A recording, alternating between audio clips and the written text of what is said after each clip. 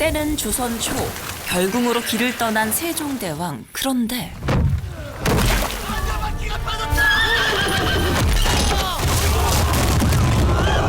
임금이 탄 가마가 부서지며 궁 안팎이 발칵 뒤집히는데요. 왕의 신임을 받던 가마 제작자 장영실을 벌하라는 목소리가 높아집니다. 죄인 장영실은 조선의 국법에 따라 죄를 물을 것이다. 전하! 그러시면 아니 됩니다. 문장 80조를 맞고 사라졌다라는 역사적 기록이 있은 후에 장영실에 대한 아무런 기록이 없거든요. 갑자기 역사에서 사라진 장영실에 대한 궁금증이 있었어요. 역사적 기록의 빈틈을 영화적 상상력으로 채운 팩션 사극인 이 영화.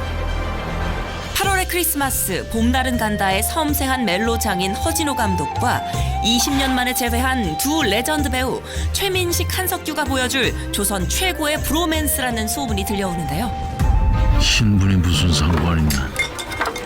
이렇게 같은 하늘을 보면서 같은 꿈을 꾸고 있다는 게 중요한 것이지. 서국도는 28도.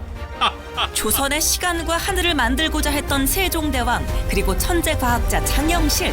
그들의 숨겨진 이야기를 만나러 가보실까요? 눈비에서 위대한 왕과 그가 아낀 한 신하의 인연은 이 코끼리 그림 한 장 덕에 시작됐습니다. 시계로구나. 물시계이옵니다.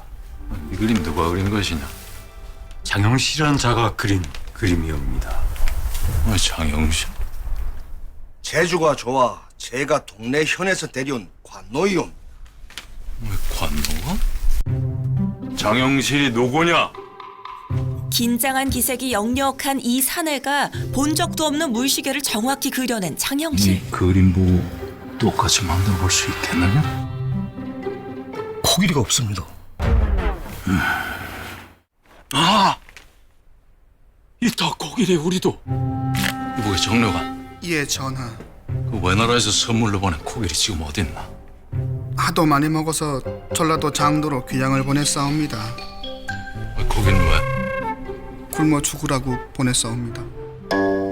코끼리가 밥값할 절호의 기회였는데 이 코끼리 그림은 그저 허상일 뿐이옵니다. 소인의 생각으로는 조선의 것으로 조선에 맞는 것을 만들면 됩니다. 그의 자신감에서 세종은 자신의 꿈과 같은 꿈을 발견하는데요. 뭔가 뚝딱하고 나올 것 같은데. 치카짓게 해봤자지 뭐. 늘 노비라는 신분에 얽매여 있었던 영실. 구슬을 떨어뜨리게 하는 원리입니다. 신분 고하를 막론하고 뛰어난 인재를 등용하는 임금 덕에 천재적 재능을 마음껏 펼칠 기회를 얻는데요. 서운관 국노 장영실을 오늘부로 면천하며 정오품 행사직을 하사하노라. 하지만 이 파격 특채는 신료들 사이에서 불꽃 피는 공방을 부르죠. 자리에 앉으시오. 신분 체계는 조선의 근간입니다. 명을 거두어 주시옵소서. 과인은 재주 있는 자에게 관직을 내려 이 나라를 이롭게 하는 것이오. 근래에 전하께서 근본도 없는 천한 노비와 가까이 지낸다 말들이 많사오고 노비도 이 나라의 백성이네. 천품은 고칠 수 있는 것이 아닙니다. 천품이라. 백성들의 천품을 교화시킬 수 없다면 그대들은 정치를 왜 하는 것이오? 단지 백성들 위해 군림하면서 권세를 누리기 위함인가? 예나 지금이나 특권의식에 젖어있는 위정자들이 새겨들어야 할 성군의 일침. 이렇게 이제나 저제나 백성만을 염려하던 세종은 사대부들의 반대를 물리치고 영실을 더욱 가까이 두는데요. 그리고 마침내 완성된 물시계를 선보이는 날. 옷이 사각입니다. 기존에 쓰고 있던 해시계와 시간이 맞아떨어져야 성공인데요. 모두가 숨을 죽이고 지켜보는 가운데 그 결과는?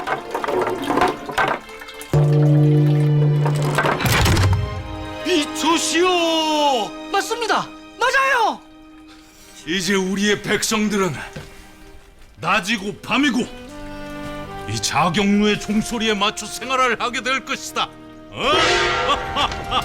조선 팔도 방방곡곡 울려 퍼지는 임금의 어진 마음. 이것은 겨우 시작에 불과했는데요.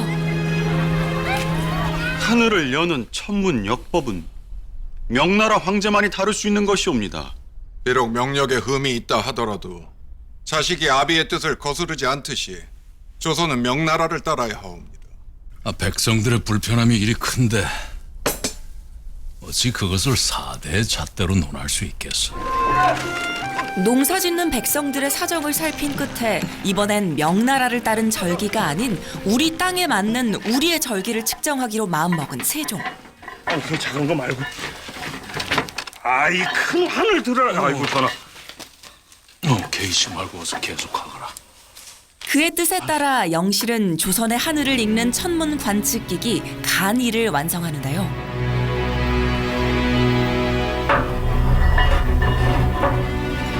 거국도는 28도.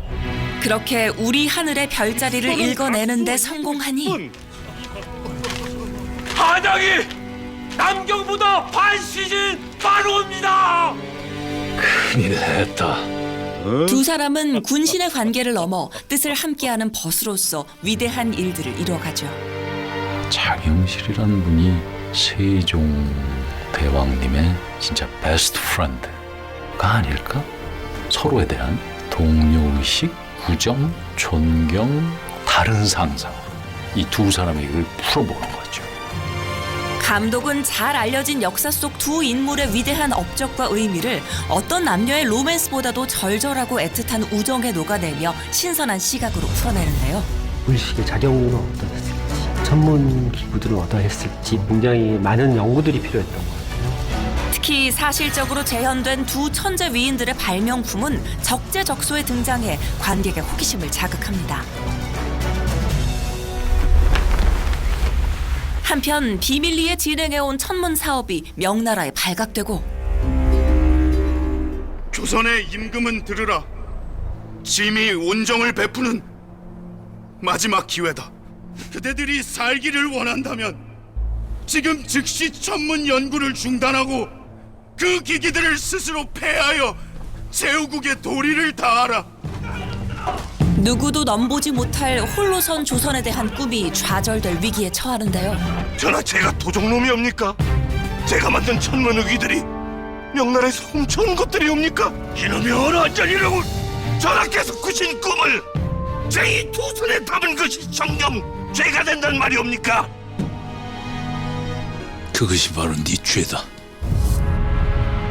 결국 함께 세우고자 했던 조선의 시간을 모두 불태우고 4대의 예를 어겼다는 죄목 아래 영실마저 명나라로 압송될 위기에 처하는데요. 그리고 그 시각 그의 운명을 뒤바꿀 사건이 벌어지니